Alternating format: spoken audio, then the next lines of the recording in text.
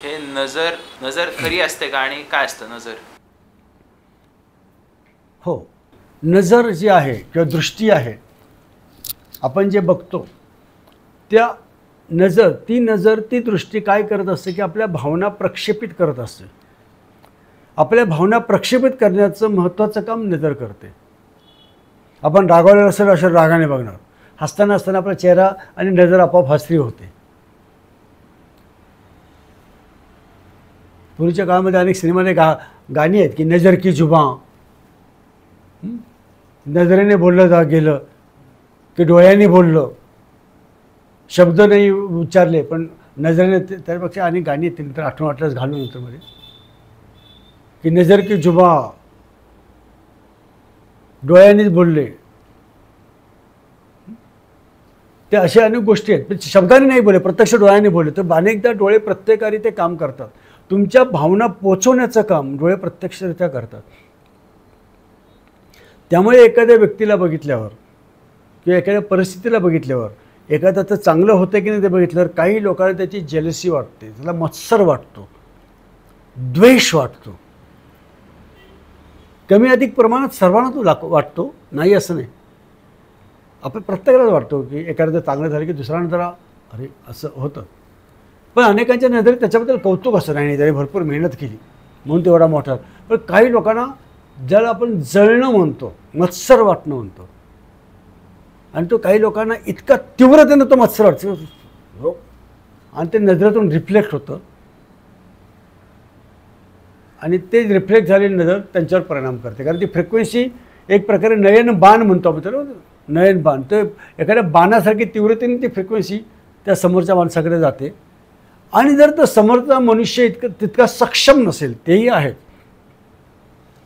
तो जर थोडा दुबळा असेल, त्याच्याकडली काय म्हणतो आपण रोगप्रतिकारक शक्ती किंवा त्या प्रकारची नजर झेलण्याची शक्ती की जर कमकुवत असेल, तर मग त्याच्यावर तो परिणाम होऊ शकतो.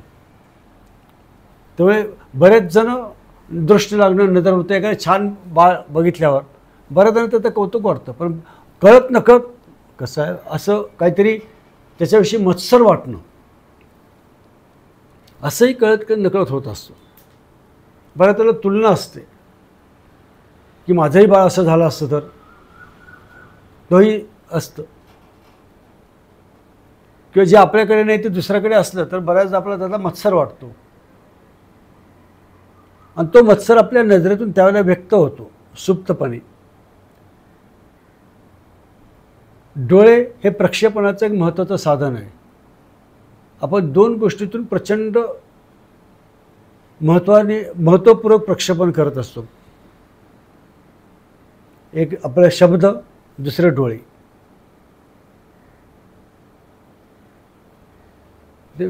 ते वाक्य, ते गाणं, ते नयन बोलले काहीतरी, मी खुळी हसले खुळ्यापरी.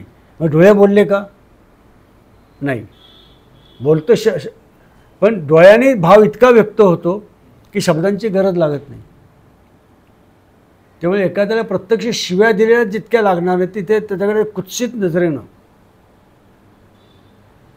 तुम्ही बघा. अनेकदा काही लोक तुम्हाला अशा टाळतात, त्या कुत्सित नजरेने तुम्ही एखाद्याला डोवेर करू शकता काही न बोलता.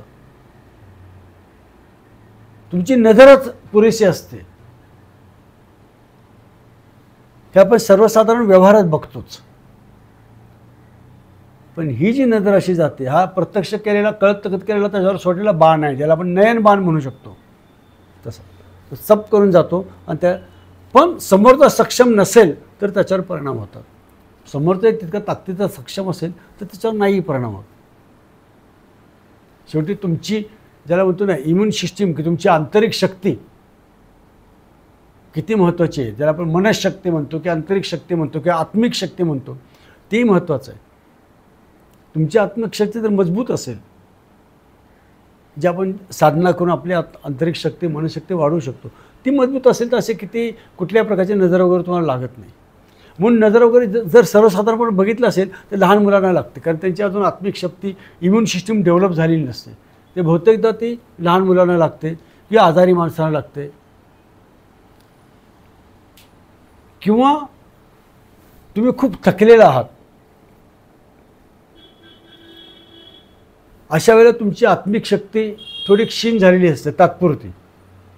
आणि अशा वेळेला जर कोणाची नजर, अशा वेळेला तुम्हाला कोणाची तरी नजर लागू शकते जर त्याच वेळेला नेमकं तुमच्याकडे द्वेषाने बघ. उदाहरणार्थ लग्न समारंभामध्ये नवरा नवरीला नजर लागते.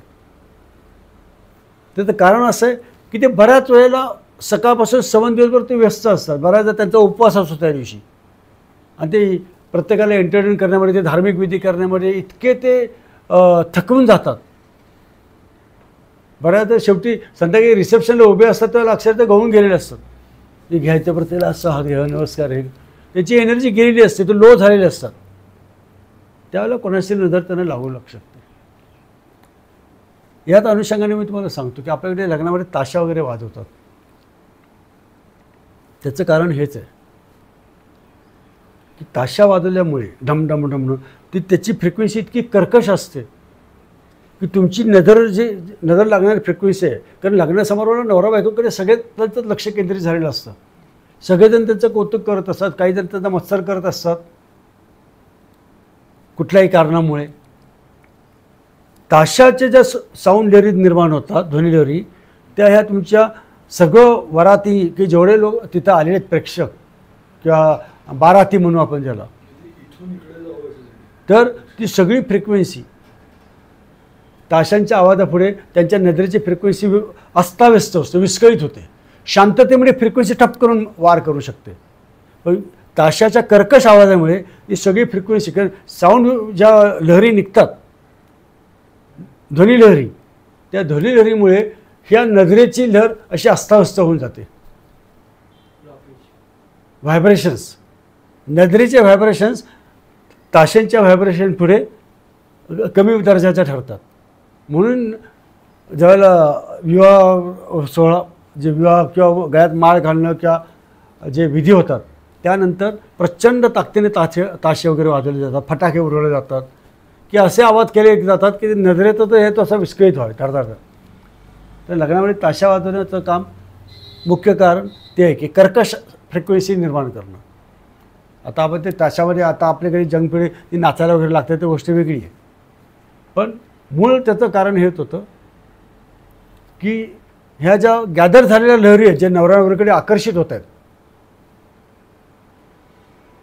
एवढ्या सगळे तिथे जे वराती जमले, बाराती ज्याला म्हणतो, की वरातीतले लोक जमलेले आहेत, सगळे सोरे नातेवाईक, ह्या सगळ्यांच्या नजरा सगळे ते नवरा नवरीवर एकाग्र झालेले असतात. आणि ह्या सगळ्या नजरांचा त्यांच्यावर काही विपरीत परिणाम होऊ शकतो. तो होऊ नये म्हणून धडधड धडधड धडधड धडधड तो ताशा वाजून त्या नजरांच्या लहरी विस्कळीत केल्या जातात, त्या डिस्टर्ब केल्या जातात.